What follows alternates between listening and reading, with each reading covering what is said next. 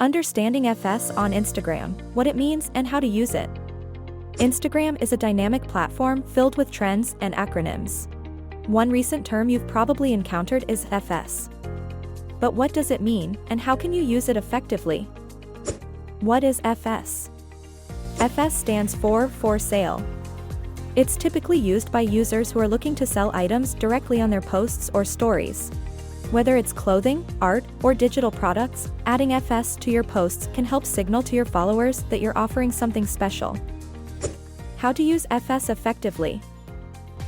Clear communication. When you post something with FS, make sure to provide all essential details. Include pricing, condition, and how potential buyers can reach you. A simple caption like, FS, vintage jacket, $30, DM for details, can go a long way. Engaging visuals. Visual appeal is crucial on Instagram. Make sure the item you're selling is well photographed. Use natural light and clean backgrounds to highlight your product. The better the visual, the more engagement you're likely to get. Utilize Instagram stories. Instagram stories can be an excellent way to showcase your FS items. Use features like polls or questions to engage your audience.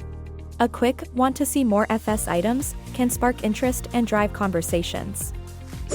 Hashtags matter.